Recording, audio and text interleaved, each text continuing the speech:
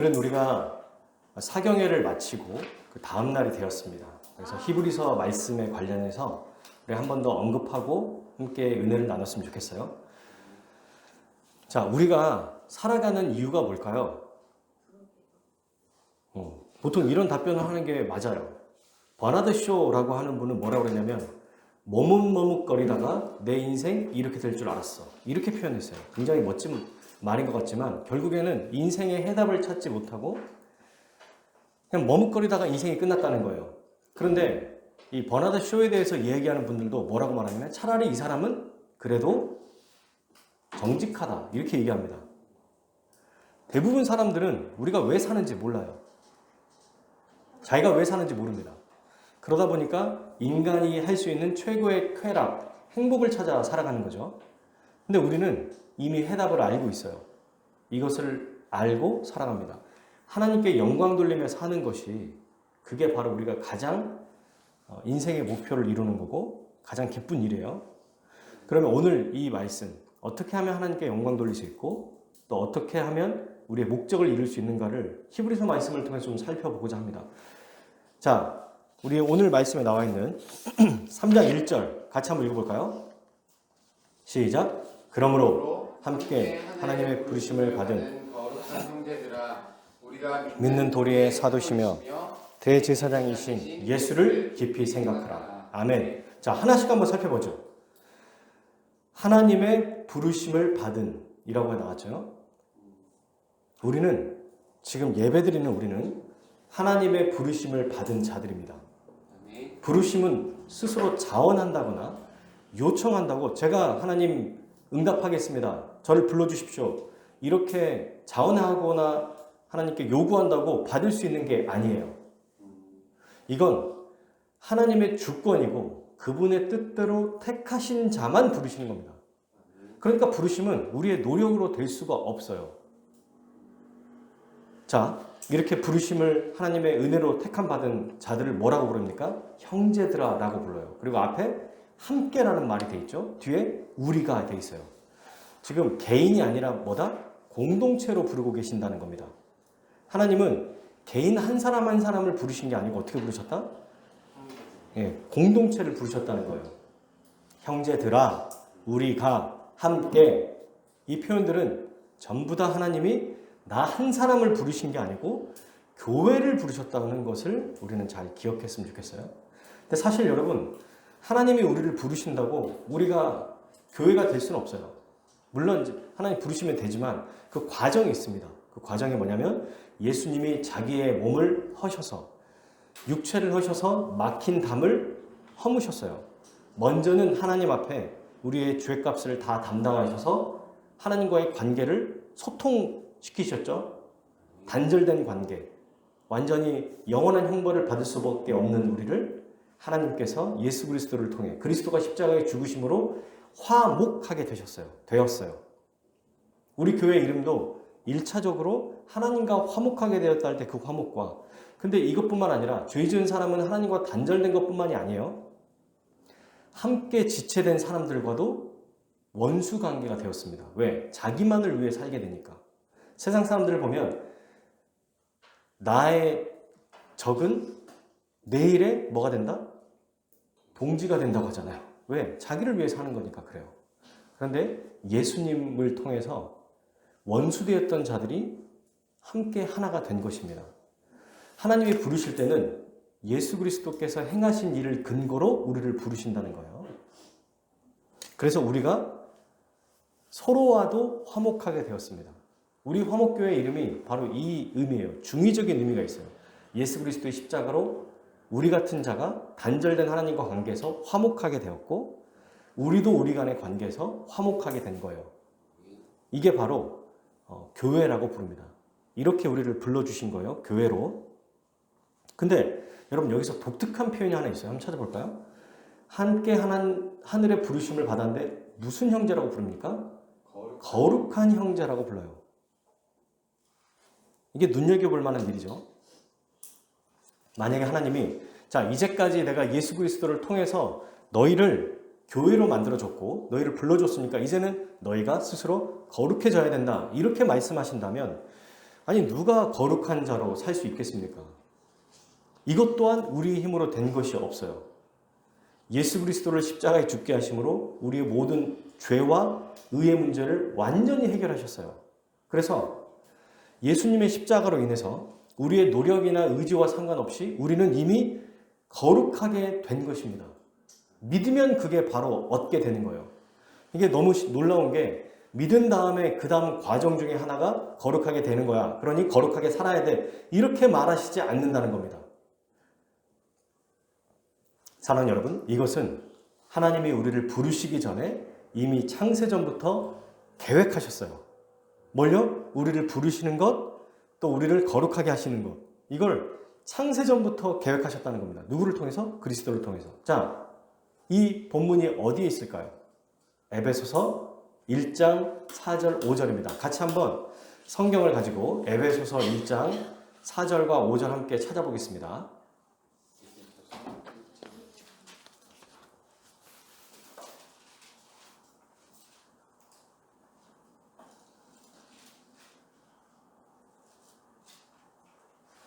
같이 읽을까요? 네, 에베소서 1장 4절 5절 시작. 곧 창세전에 그리스도 안에서 우리를 택하사 우리로 사랑 안에서 그 앞에 어떻게 거룩하고 흠이 없게 하시려고 그 기쁘신 뜻대로 우리를 예정하사 그리스도로 말미암아 자기의 아들들이 되게 하셨으니. 아멘. 여러분 보십시오. 언제 했다고요 이거를? 창세전이래요. 창세전에 어떻게 했어요? 우리를 택했죠? 그 다음에 어떻게 합니까? 거룩하게 하셨죠. 근데 이게 하나님이 기쁘신 뜻대로 행하신 겁니다. 누구를 통해서? 그리스도 안에서 그리스도로 말미암아. 그러니 히브리서 방금 우리가 읽었던 3장 1절의 이 말씀. 그러므로 함께 하나님의 하늘의 부르심을 받은 거룩한 형제들아. 이것은 우리가 한 것이 하나도 없어요. 우리의 영역이 아닙니다. 그저 예수님이 다 행하신 거를 하나님께서 창세전부터 이루셨고 그걸 우리에게 적용시켜 준 거죠. 그걸 히브리서 10장 14절에서는 이렇게 설명하고 있어요. 제가 읽어드릴게요. 그가 거룩하게 된 자들을 한 번의 제사로 영원히 온전하게 하셨느니라. 이미 그분이 죽으심으로 완전히 우리를 거룩하게 하셨다는 거예요. 그러니까 여러분 잘 보십시오. 이게 복음입니다. 예수님을 믿기만 하면 거룩한 존재가 된다는 거예요. 하나님 앞에서 거룩한 존재가 된다는 것입니다. 여러분 생각해 보십시오. 하나님 앞에 누가 설 수 있냐면 거룩한 자만 설 수 있어요. 거룩하지 않으면 거룩하신 하나님 앞에 설 수 없습니다. 그런데 우리를 거룩하게 만들어 주셨어요. 어떻게 이런 일이 벌어지죠? 믿으면 예수님이 성령님을 보내주셔서 자기가 행했던 모든 것을 우리에게 적용시켜 주시죠. 그러니까 여러분 우리가 이 말씀을 듣고 무엇을 생각할 수 있냐면 이겁니다.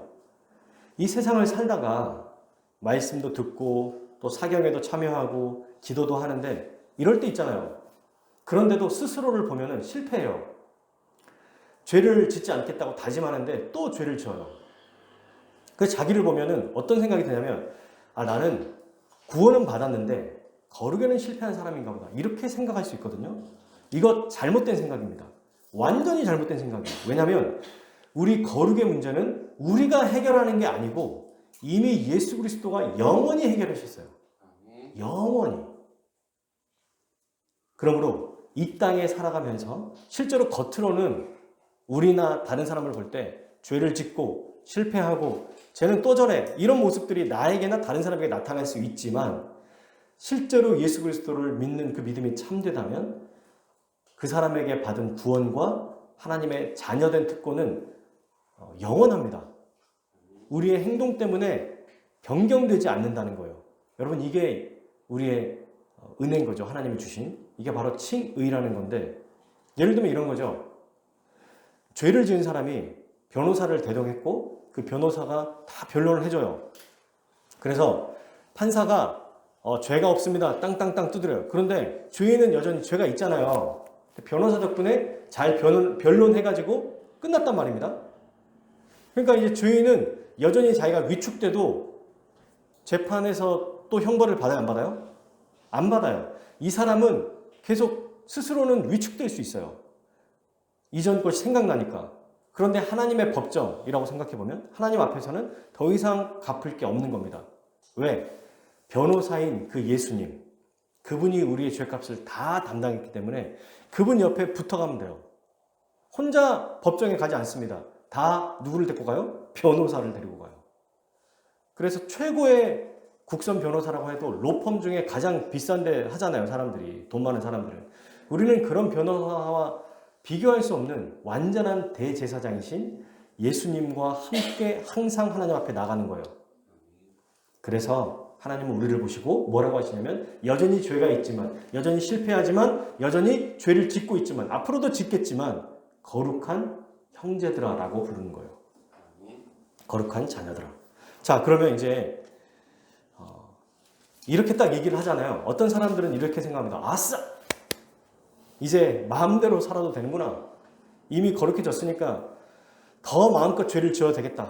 와, 죄 있어도 신경 안 써도 되겠네. 이렇게 생각할 수도 있다는 거예요. 근데 그렇지 않습니다. 너무 신기한 게 진짜 믿음을 가진 사람은 어떻게 반응하냐면 이 은혜를 죄를 더 쓰는 것에 사용하는 게 아니고 죄를 더 안 지으려고 노력하면서 살아가요. 굉장히 아이러니하죠. 오히려 완전히 해결해 주셨다고 들으면 안심에 대해서 더 기쁘게 그 길을 가는 거예요. 이게 신자의 모습입니다. 근데 만약 여러분은 제가 완전히 사해졌습니다. 이제는 주 안에서 깨끗합니다. 그러면 오예! 마음대로 죄 지어야지. 이거는 그리스도의 사랑을 모르고 사랑의 은혜를 받은 사람이 아닌 거예요. 진짜 사랑의 은혜를 받은 사람은 와, 내가 할 수 없는 걸 다 이루셨다고 너무 감사하다. 내가 할 수 있는 만큼 나도 주님의 말씀대로 살아야겠다. 순종해야겠다. 근데 이게 더 이상 짐이 안 되는 거예요. 여러분. 무거운 짐으로 나가는 게 아니고 이미 다 이루셨으니까 그 토대 안에서 한 걸음 한 걸음 나아가는 겁니다. 꼭 이미 거룩하게 됐으니까 그 짐을 내가 짊어지고 하나님 앞에 나아가면 안 돼요. 늘 변호사를 대동하듯이 그리스도를 앞세워서 그분 뒤에서 그분 안에서 하나님 앞에 나가는 겁니다. 그럼 하나님은 이미 그리스도로 보시는 겁니다. 그래서 우리에게 한 걸음 한 걸음 전진하는 걸 원하세요. 제가 존경하는 그 목사님은 이런 예화를 자주 써요. 많은 사람들이 전쟁에서 장군의 역할을 하고 싶다는 겁니다. 그런데 우리는 장군이 안 될 가능성이 크죠. 장군보다는 이등병일 가능성이 커요. 이등병 지론이라고 해서 이등병이 뭐합니까? 총알바지예요. 총알바지. 전쟁에서. 자, 돌진하면은 적의 총알을 얼마나 더 많이 소진하게 하는가. 그게 우리의 역할이라는 거예요. 그것만 해도 된다는 겁니다. 무슨 장군처럼 앞에 나와가지고 나폴레옹처럼 알렉산더 대왕처럼 막 이겨내고 세상을 바꾸고 변혁하고 그거 말고 그냥 주의 말씀대로 살아가면서 이등병처럼 자 가자 하다가 그냥 총에 맞는 거야. 한 걸음 한 걸음 내 역할에서 최선을 다하며 살아가는 것. 그게 우리 하나님이 기뻐하시는 길이다. 자, 이거와 동일하게 하나님이 우리를 그러면 왜 거룩하게 하셨을까요? 왜 십자가에서 예수님을 죽게 하심으로 우리의 거룩함을 완성하셨을까? 이유가 뭘까요, 여러분? 왜죠? 한번 생각해 봅시다. 하나님이 우리를 거룩하게 만드신 이유가 뭘까, 예담아? 왜, 쉽게 생각하면 이런 거죠. 왜 예수님을 십자가에 죽이셨지? 그렇지. 우리를 구원하시기 위해서요. 그런데 그 구원하려고 하는 목적이 뭔지를 알아야 돼요. 구원받는 것만 생각하면은 천국 가니까 끝이다. 땡이다 생각하니까 신앙생활에 자람이 없는 겁니다. 그래서 동기부여가 안 돼요. 너도 구원받았는데 뭐. 이렇게 돼버린 거예요. 하나님이 우리를 구원하시는 그 목적이 무엇인지 알아야 돼요. 구원하시는 목적. 그게 뭘까요? 자, 에베소서 1장 6절을 한번 찾아보겠습니다. 구원하시는 목적. 에베소서 1장 6절이에요.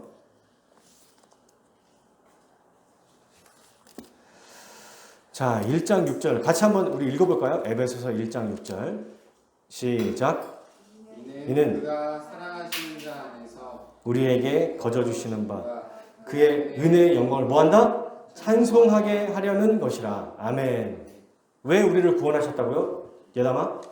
뭐 하시려고? 그렇지. 우리에게 찬송을 받기 위해서 구원하신 것입니다. 자, 그러면 하나님 앞에 찬송한다는 게 결국 하나님께 영광을 돌린다는 거잖아요. 그죠? 이 6절에 보니까 은혜의 영광을 찬송하게 하려는 것이라. 영광을 돌린다는 얘기거든요, 이게. 그러면 어떻게 하는 것이 하나님께 영광 돌리는 거냐? 여러분, 먼저 영광 돌린다는 그 뜻이 뭘까요? 영광 돌린다? 이게 무슨 뜻일까? 이런 얘기 많이 하잖아요. 그죠? 우리가 살면서 하나님께 영광 돌린다. 하나님의 말씀대로 살아간다. 이런 얘기를 많이 하는데 하나님께 영광 돌린다는 게 뭘까? 그거는 아주 간단해요. 하나님의 하나님 되심을 인정하는 거예요. 하나님의 하나님 되심을 인정하고 그리고 감사하는 거, 높여드리는 걸 영광 돌리는 거라고 얘기할 수 있습니다. 영광을 히브리어로 보면은 카보드라고 해서 무겁다는 뜻이거든요. 이 영광이. 근데 하나님이 이 세상에서 가장 무거우신 분이다? 이게 무슨 뜻일까요? 하나님이 이 세상에 가장 무겁다. 영광이 무겁다는 뜻이에요. 하나님이 무겁다? 이거는 하나님이 온 우주 만물에서 가장 무거우신 분이시다? 자, 이거를 좀만 더 생각해 볼까, 예준아? 하나님이 이 온 우주 만물에서 가장 무거우시다. 이게 무슨 뜻일까?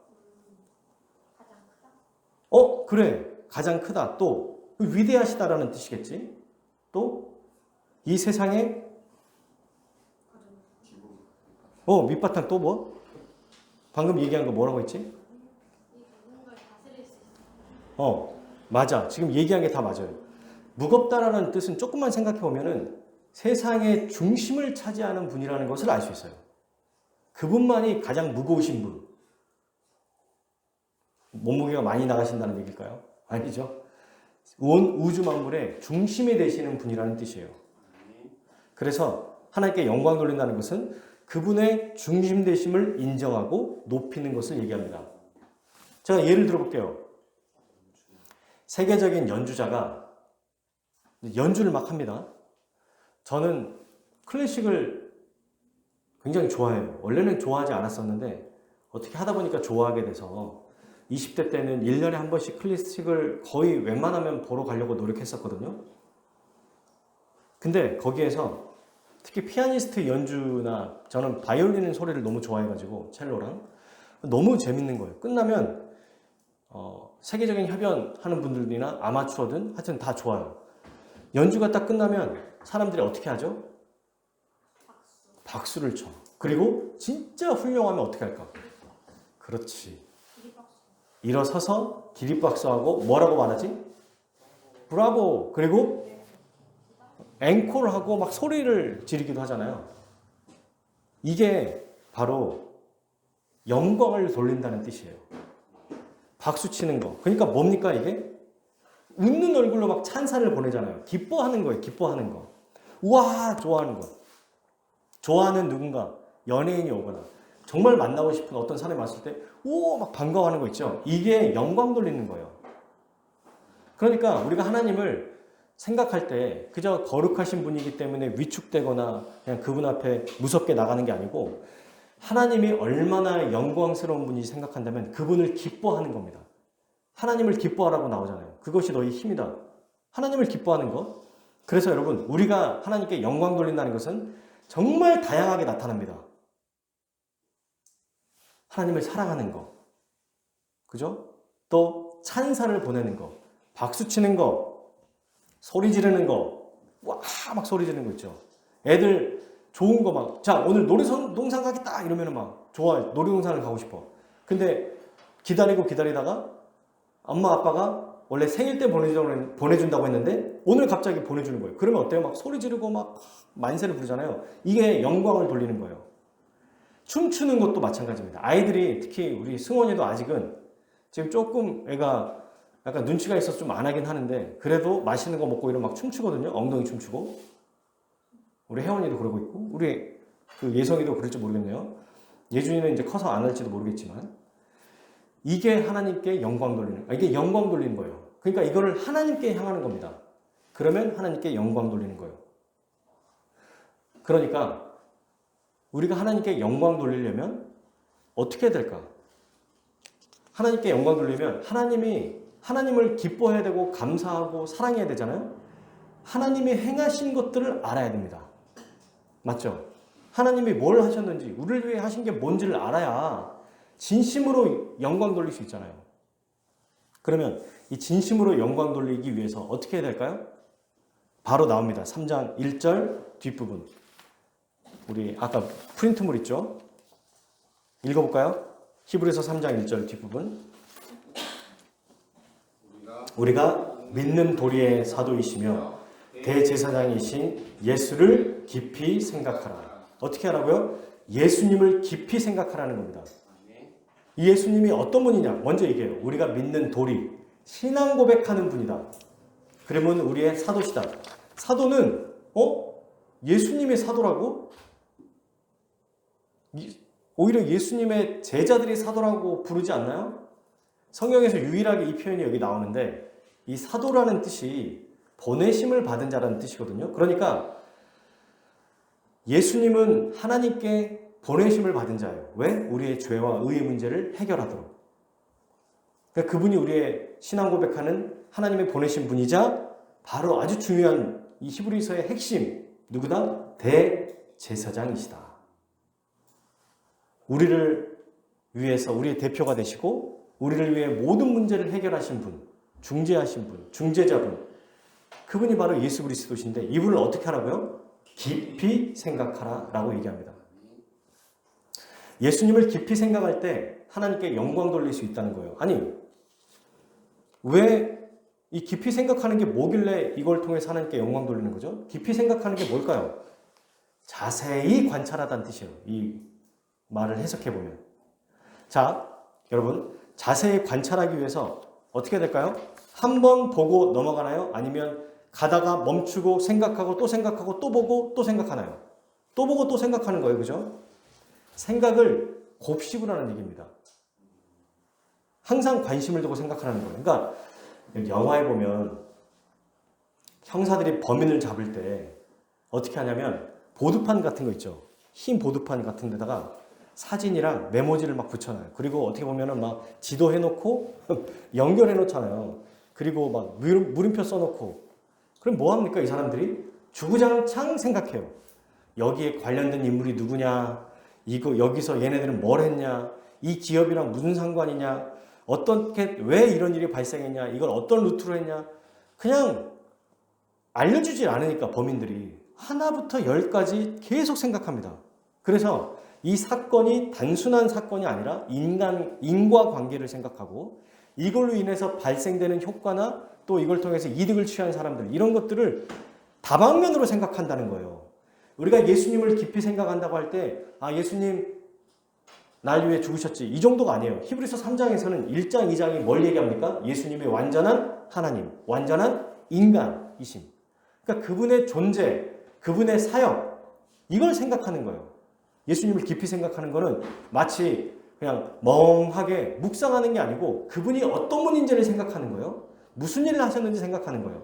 이거와 똑같은 단어가 누가복음에 기록되어 있습니다. 제가 이거는 읽어드릴게요. 누가복음 12장 27절에서 28절에 나와 있습니다. 근데 여기가 뭐냐면 이거요. 백합화를 생각하여 보라.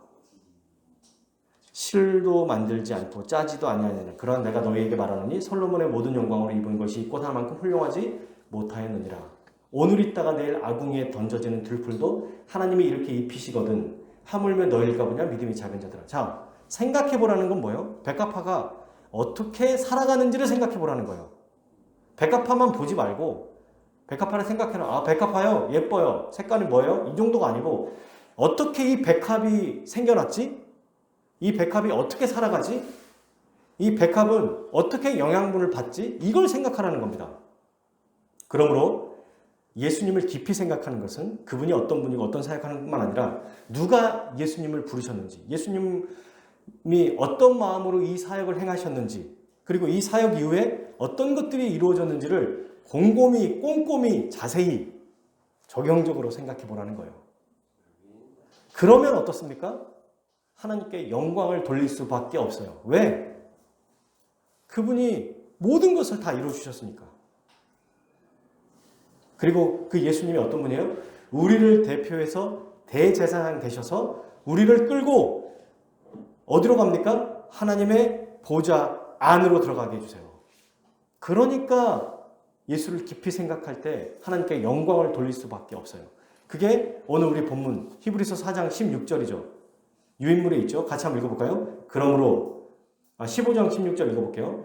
우리에게 있는 대제사장은 우리의 연약함을 동정하지 못하실 리가 아니요 모든 일에 우리와 똑같이 시험을 받으시니로되 죄는 없으시니라. 그러므로 우리는 긍휼하심을 받고 때를 따라 돕는 은혜를 얻기 위하여 은혜의 보좌 앞에 담대히 나아갈 것이니라.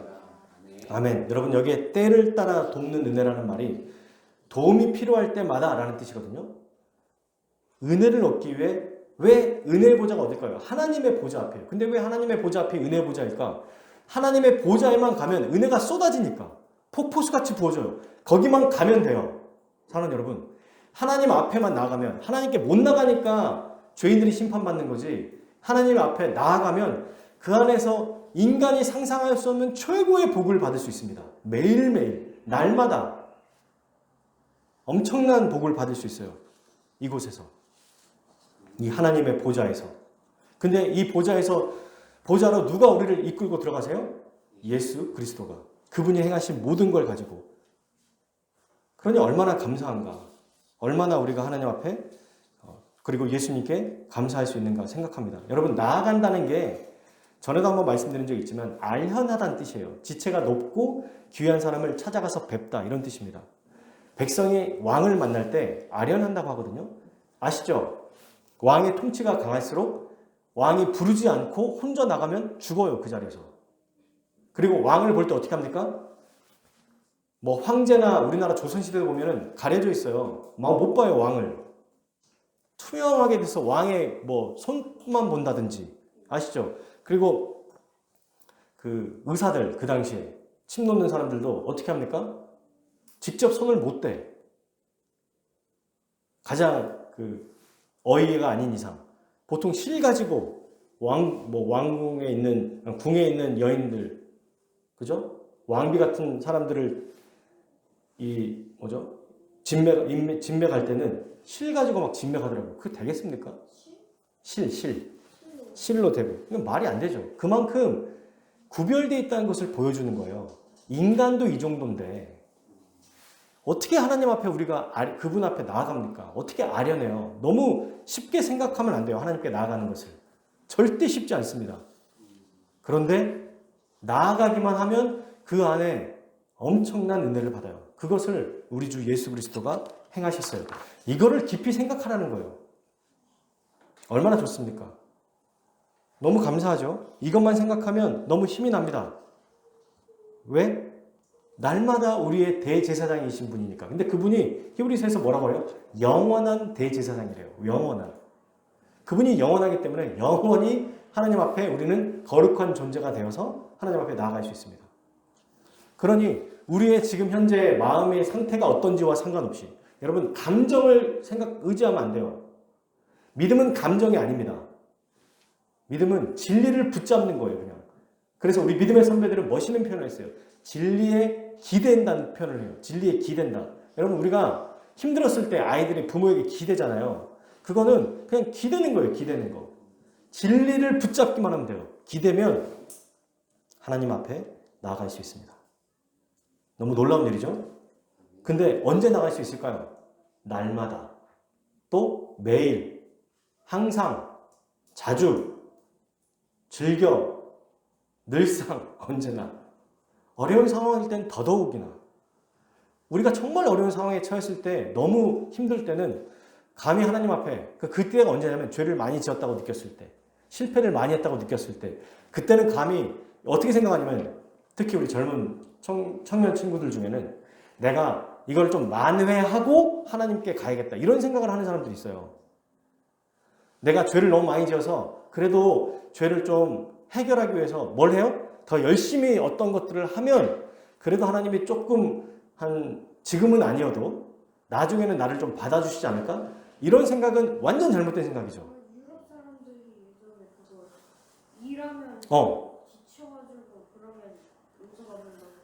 아, 그래. 그 루터가 그죠? 지금 예준이가 아주 좋은 얘기를 해줬는데, 당시에 종교개혁 이전에 자기의 죄를 용서받기 위해서 몸을 학대한 겁니다. 뭐 금식을 하고 새벽 몇 시에 일어나고 예배드리고 그런 일을 벌이는 거예요.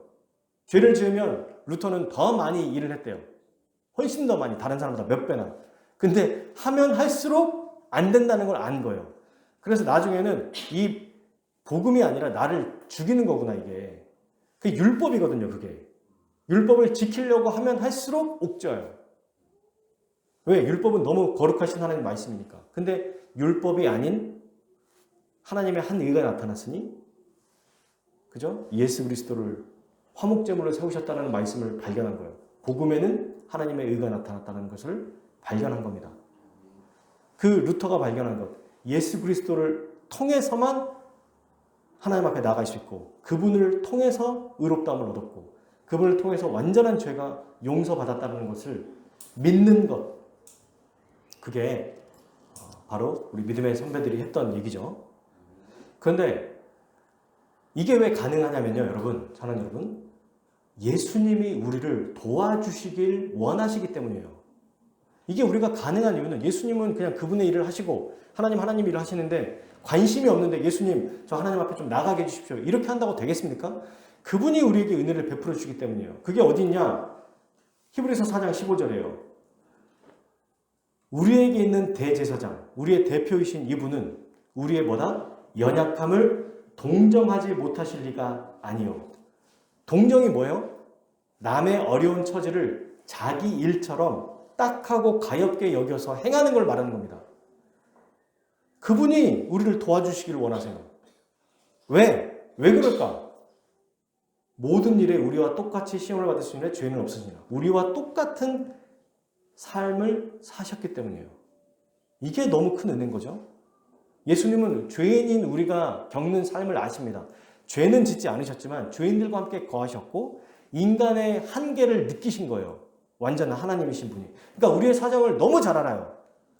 정신적으로 피폐했을 때, 물질적으로 어려울 때, 이럴 때 이 모습을 우리가 다 아십니다. 우리 주님이. 안정되지 못한 어떤 생각, 마음. 그래서 우리가 신앙생활 하다가 어떤 말 못할 고민이나 또 어려움이 생길 때 있잖아요. 그때 주님은 다 아세요. 어떤 마음으로 살아가는지 아십니다. 예수님이 제일 많이 겪은 게 뭡니까? 거절, 배신, 모욕, 고통. 이것보다 예수님만큼 많이 겪은 사람은 없죠. 그러므로 이걸 뭐라고 표현해요? 우리의 연약함을 동정하신다고 얘기해요. 우리가 죄로 인해서 얼마나 고통받는지, 그리고 우리가 어떻게 하나님 앞에 나갈 수 있는지도 알면서도 머뭇거리고 있는 우리의 마음과 태도를 아세요. 그때 어떻게 한다? 주님께 다시 가면 돼. 깊이 생각하면 돼. 아, 주님이 다 이루셨지. 맞아. 왜 내가 또 이 생각을 하고 있지? 왜 또 내가 율법주의로 가려고 그러지? 왜 율법을 의지하려고 그러지? 아니야. 하나님의 한 의. 그러나 이제는 율법에 하나님의 한 의가 나타났으니 라고 하는 이 로마서 말씀, 바로 예수 그리스도, 그분을 속량하시고 화목제물로 세우신 그것을 생각하는 것입니다. 그러면 정말 우리가 기쁨으로 매일매일 하나님께 예배드리고 영광 돌릴 수 있다는 것을 깨달을 수 있습니다. 예수님이 정말 우리를 아주 분명하게 보여주는 것, 도와주는 것, 도와주시는 것뿐만 아니라, 보세요. 도와주는 것뿐만 아니라 그분이 정말 예배자로 살아갈 수 있게 만들어주는 그 과정이 나와 있는 게 오늘 마가복음 10장 말씀입니다. 46절부터 52절까지의 말씀인데 한번 읽어볼까요? 46절부터 52절 시작. 그들이 여리고에 이르렀더니 예수께서 제자들과 허다한 무리와 함께 여리고에서 나가실 때에 디모데의 아들 맹인 거지 바디메오가 길가에, 자 여러분 체크하세요. 길가에 앉았다가를 체크해 주시고, 47절 나사렛 예수라는 말을 듣고에 또 동그라미를 쳐주시고, 소리 질러 이르되, 이거 볼까요? 여기도 다윗의 자손 예수여 나를 불쌍히 여기소서에도 동그라미를 쳐주세요. 그 다음에 이제 읽어봅시다. 48절 많은 사람이 꾸짖어 잠잠하나 하되 그가 더욱 크게 소리질러 이르되 다윗의 자손이여 나를 불쌍히 여기소서 하는지라. 네, 48절에도 더욱 크게 소리질러와 나를 불쌍히 여기소서도 한번 체크를 해주세요. 자, 49절 52절까지 한번 읽겠습니다. 예수께서 머물러 서서 그를 부르라. 그들이 그 맹인을 부르며 이르되 안심하고 일어나라. 그가 너를 부르신다 하니 맹인이 겉옷을 내버리고 뛰어 일어나 예수께 나아오거늘 예수께서 말씀하여 이르시되 내게 무엇을 하여 주기를 원하느냐. 맹인이 이르되 선생님이여 보기를 원하나이다. 예수께서 이르시되 가라 내 믿음이 너를 구원하였느니라. 하시니 그가 곧 보게 되어 예수를 길에서 따르니라. 아멘. 자, 49절에서도 이미 돼 있죠. 이렇게 체크되어 있는 것들 검은색으로 잘 해놨네요. 제가 이 부분들 한번 봅시다. 자, 46절 여리고에 이르러서 이제 제자들과 허다한 무리와 함께 여리고에서 나가셨습니다. 이 말이 뭐예요? 이제는 하나님의 백성들이 있는 곳에서 나왔는데 나갔다 보니까 그 바로 옆에 백성 안에는 못 들어가고 그 길 옆에 맹인인데 거지예요. 이 바디메오라는 사람이 길가에 앉았습니다. 길 안에 들어가 있지도 못하고 그냥 길가에 있어요. 왜? 이 사람은 구걸하면서야 살 수 있으니까. 이 모습이 어떤 모습일까요? 거지의 삶, 낙오자의 인생, 장애인, 변두리 인생. 약간 우리의 모습과 비슷하죠. 죄인이었던 모습. 근데 그가 어떻게 하냐면 나사렛 예수시라는 말을 들어요. 지나가는 사람이 나사렛 예수님이다 라는 말을 듣습니다. 이게 굉장히 중요한 포인트죠. 생각한 거예요. 듣고 예수님이라고? 그랬더니 어떻게 합니까? 예수님이구나 하고 지나간 게 아니고 소리를 질러요. 다윗의 자손 예수여 나를 불쌍히 여기소서. 나를 도와주십시오 이 얘기죠. 그러니까 한번 이렇게 부르면 예수님이 생각해 보십시오. 예수님이 이걸 모르실까요? 전지전능한 분이신데 지나가다가 아실 거예요. 가면 얘가 나를 부르겠지 아실 거예요. 근데 가만히 계십니다. 가만히 계세요. 그런데 이때 이제 방해가 시작됩니다. 많은 사람들이 꾸짖어요. 조용히 해. 잠잠해. 너 시끄러워. 이렇게 얘기하는 거예요. 한 명이 아니라 여러 명이. 이 바디메오 빼고는 아무런 편이 없어요. 예수님이 유일한 편이 됐으면 좋겠는데 예수님도 가만히 계시는 거예요. 그래서 이 사람은 포기하지 않습니다. 어떻게 하죠? 더욱 크게 소리를 질러요. 더욱 크게. 다윗의 자손 예수야 나를 불쌍히 여겨주십시오. 이랬어요. 그랬더니 예수님이 뭘 본 거예요? 뭘 본 거예요? 어떤 걸 들은 거예요? 그의 믿음을 들은 겁니다. 그게 이제 52절에 나오죠. 너의 믿음이 너를 구원했다. 예수님을 깊이 생각하고 뭐였어요? 예수님을 부르기만 하면 내가 고침받을 수 있을 거다. 그러니까 어떤 방해에도 불구하고 그냥 주님을 부르짖으면 될 거다. 이 믿음이 있었던 겁니다. 그랬더니 예수님이 머무르세요. 멈춰버린 겁니다. 그리고 쓰세요. 섰다라는 표현은 성경에서 보통 공식적으로 어떤 행위를 하는 걸 보여주거든요. 그리고 뭐라고 하냐면 그를 부르라. 부르십니다. 부르세요. 그를. 그랬더니 이제 그들이 맹인을 부르는데 이 그들 태도 보십시오, 여러분. 방금 앞에서는 꾸짖고 조용히 해! 막 소리치고 난리쳤던 사람이 뭐라고 그래요? 안심해. 괜찮아. 일어나. 예수님이 너 부르신다. 태도가 완전 돌변해요. 이 사람들은 아무 상관이 없는 사람들이죠. 관심도 우리가 둘 필요도 없는. 그랬더니 맹인이 여기서 굉장히 멋있는 표현이에요. 겉옷을 내어버리고. 그러니까 이 겉옷을 내버린다는 것은 자기의 가지고 있는 이 전부를 다 그냥 버리고 주님께만 나가는 걸 보여주는 거거든요. 그리고 어떻게 합니까? 뛰어요. 보이지도 않는데 어떻게 뜁니까? 근데 뛰는 거야 그냥. 저쪽에 있다는 얘기만 듣고. 넘어지면 어떡할 거예요? 사람들이 부축해 죽겠지. 예수께 나아갑니다. 그리고 기대하고 있었겠죠. 이렇게. 그러면 어떻게 하면 돼요? 예수님이. 불쌍히 여기서 보세요 여러분. 맹인이야 내 앞에. 그리고 날 불쌍히 여겨주세요. 날 도와주세요. 그럼 뭐 하자는 거예요? 뭐 해달라는 거야? 눈 뜨게 해달라는 거잖아요. 그러면 해주시면 되잖아. 근데 뭘 물어보세요 또 갑자기? 너에게 무엇을 하여 주기를 원하느냐? 모르십니까 예수님이? 처음부터 아셨을 거고 이 사람이 맹인이라는 것도 알고 근데 이 사람이 도와달라는 것도 알았어요. 근데 이걸 모르셨을까? 아니에요. 아셨어요. 근데 왜 물어보셨을까요? 우리가 우리의 필요를 직접 말하기를 원하시는 거예요. 다 아시고 하실 수 있지만 기도하기를 원하신다는 겁니다. 직접 말하게 하시는 거예요. 그래서 말하죠. 무엇을 하여 주기를 원하느냐? 선생님이여 보기를 원하나이다. 그랬더니 예수님이 가라. 그래 됐어. 너의 믿음이 너를 구원했다. 네가 그 믿음 나를 통해서 구원을 얻을 것이다. 눈을 뜰 수 있을 것이다 라고 생각했던 그 믿음이 너의 눈을 뜨게 해줬다. 그래서 뭐라 그래요? 보내세요. 가라라고. 근데 이 사람이 이제 눈을 떴으니까 어떻게 해요? 그동안 못했던 거. 여기 이제 다른 표현을 보면은 그가 곧 보게 돼요. 다시 보게 되어라고 말이 나와요. 그러니까 태어나면서부터 맹인이었던 사람이 아니었나 봐요. 어느 때 맹인이 됐나 봅니다. 그러니까 이제 다시 보고 싶었던 가족을 만나러 가거나 하고 싶었던 일을 하면 되지 않습니까? 예수님도 뭐라고 그랬어요? 가라고 했어요. 근데 이 사람이 뭐예요? 그가 보게 되니까 예수를 길에서 따르니라. 앉아있던 그 사람이 여리고로 돌아간 게 아니고 완전히 다른 삶을 살아가게 된 겁니다. 이 일을 누가 하셨어요? 예수님이 하셨죠. 예수님이 지나가지 않으셨다면 아무리 바디메오가 믿음이 있다 한들 그 믿음을 발휘할 수 있겠습니까? 그리고 예수님 앞에 나아가는데 그 예수님 그 길에 이 바디메오가 있었고 그리고 그 옆에 많은 사람들이 있었어요. 근데 여러분 이 배경을 잘 보면은 마가복음 10장의 그 위에 있는 배경을 보면 어떤 일이 벌어졌냐면 야고보와 요한이 엄마가 와가지고 얘를 우리의 이제 좀 예수님이 높은 자리 차지했을 때 영의정 자의정 위치를 좀 차지하게 해주세요. 높은 직분을 얻게 해주세요. 지금 이러고 싸우고 있는 판인 거예요. 제자들이.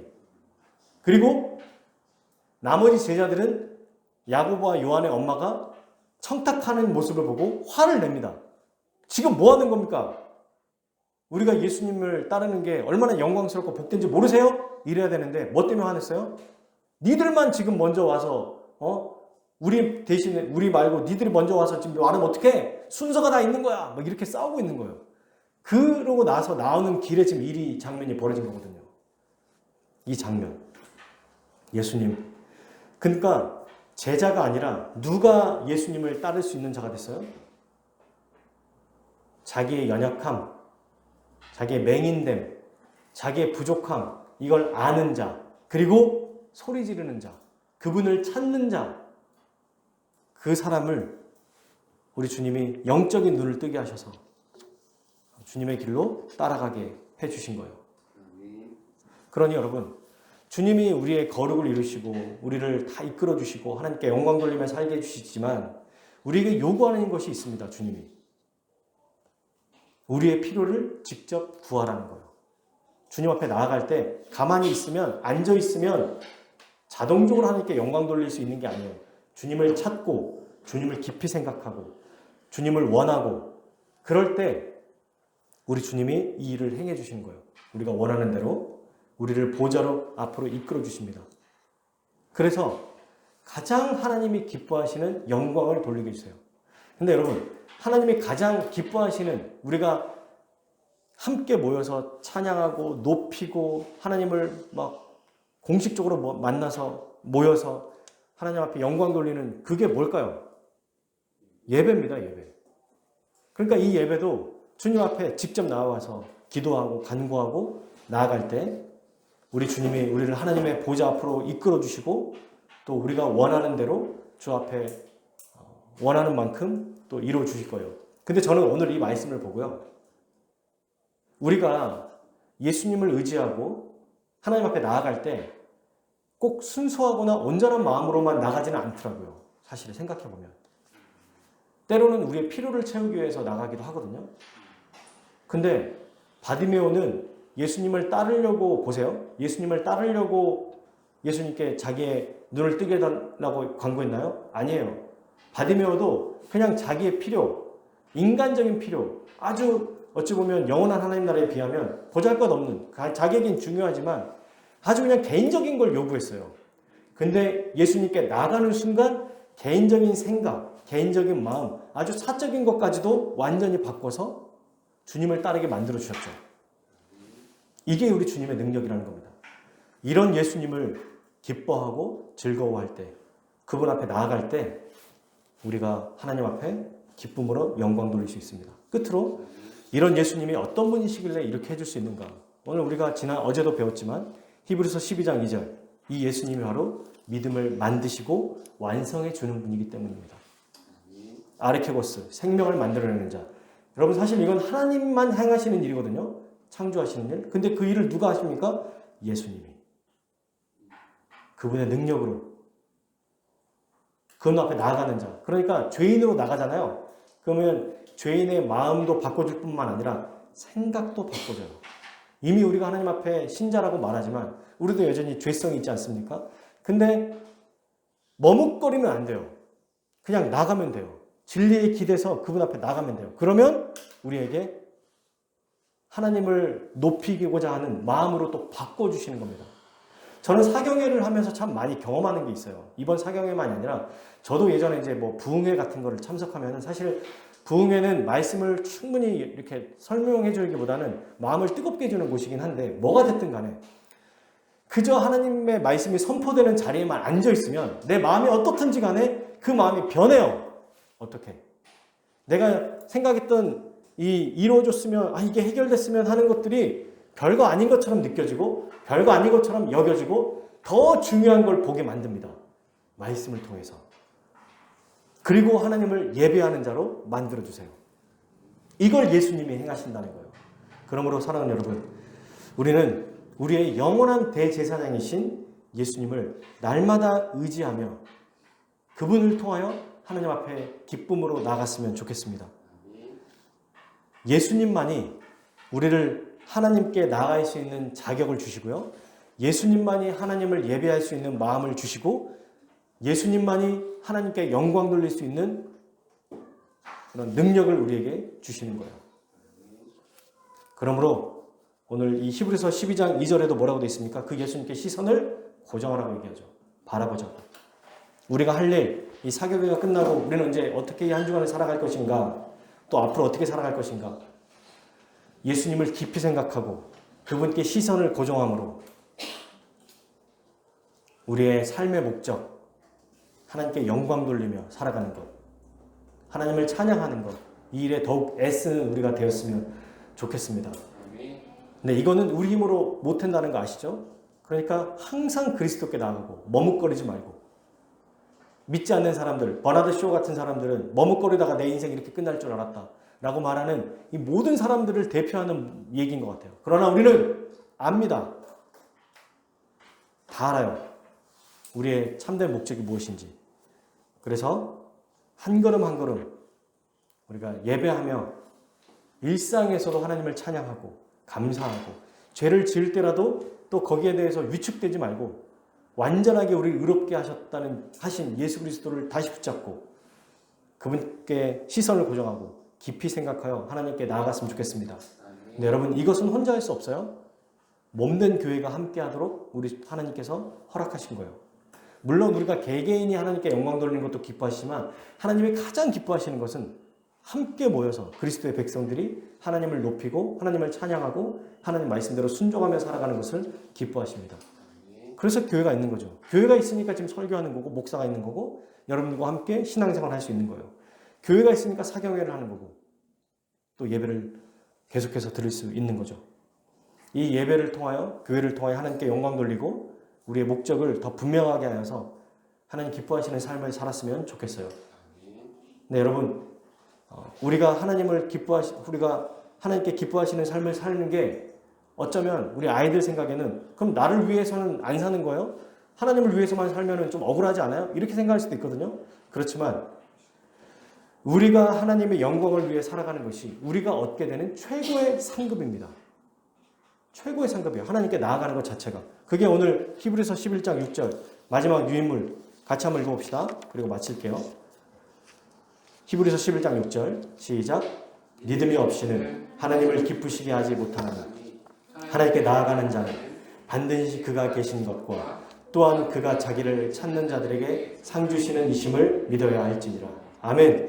믿음, 예수 그리스도를 의지하여서 그 예수 그리스도를 의지하여서만 하나님을 기쁘시게 할 수 있어요. 그분을 통해서만 하나님께 나아갈 수 있어요. 그리고 그분께 나아갈 때 어떻게 해야 됩니까? 하나님의 계심, 하나님의 영광스러움을 알고 그분을 날마다 찾는 것, 날마다 영광 돌리며 살아갈 때 어떻게 합니까? 상을 주시는 거예요. 이게 우리가 가장 행복한 길. 영원한 생명뿐만 아니라 이 땅에서도 매일매일 하루하루를 살아갈 수 있는 큰 은혜를 베풀어 주십니다. 그러므로 이번 사경회 때 우리가 받았던 은혜, 또 오늘 예수 그리스도를 통해서 우리가 얻게 되는 이 자격과 충만한 은혜를 가지고 매일매일을 하나님이 한없이 부어주시는 은혜 안에서 하나님께 영광 돌리며 살아갈 때 매일매일 기쁘고 행복하고 이보다 더 좋을 수는 없다라는 마음으로 살아가는 우리 모든 하나님의 백성들, 우리 화목교 성도님들 되기를 주님의 이름으로 진심으로 축복합니다. 아멘. 우리 하나님의 은혜에 감사하여서 그리스도를 보내주시고 또 그리스도를 예배하시고 그리스도를 대제사장 삼아주신 그 하나님 앞에 우리 은혜에 함께 찬양하겠습니다.